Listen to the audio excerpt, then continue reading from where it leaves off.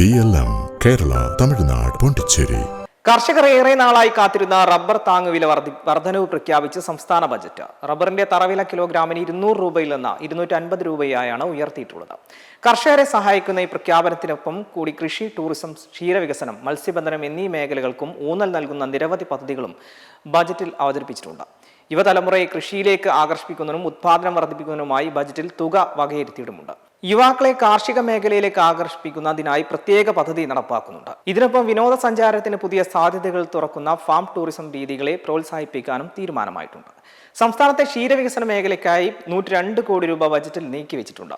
അടുത്ത 3 വർഷത്തിനുള്ളിൽ പ്രതിദിന പാൽ ഉത്പാദനം 1 കോടി ലിറ്ററാക്കി ഉയർത്തുകയാണ് ഇതിലൂടെ ലക്ഷ്യമിടുന്നത്.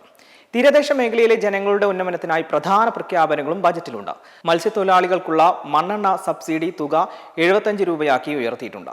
വനരഹിതരായ മത്സ്യത്തൊഴിലാളികൾക്കായി പ്രത്യേക പാർപ്പിട പദ്ധതി ബജറ്റിൽ വിഭാവനം ചെയ്യുന്നുണ്ട്. ടൂറിസം മേഖലയുടെ സമഗ്രമായ വളർച്ചയ്ക്കായി 325 കോടി രൂപയാണ് ബജറ്റിൽ അനുവദിച്ചിരിക്കുന്നത്.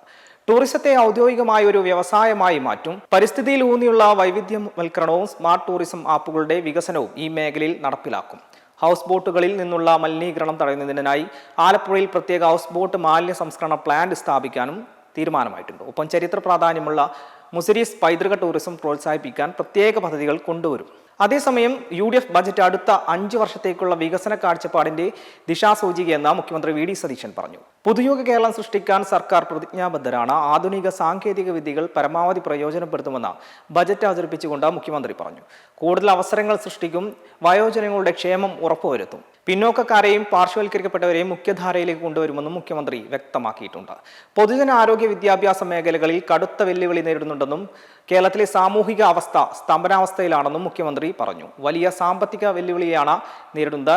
5.07 ലക്ഷം കോടി രൂപയുടെ കടബാധ്യതയുണ്ട്. വാർഷിക പദ്ധതിയിൽ 20,500 കോടിയുടെ കുറവാണുള്ളത്. മെമ്പർമാരുടെ നിക്ഷേപങ്ങൾക്ക് ഉയർന്ന ലാഭവിഹിതം നൽകുന്ന കേന്ദ്ര സർക്കാർ സഹകരണ registered society Bharat Lajna multi state housing cooperative society limited.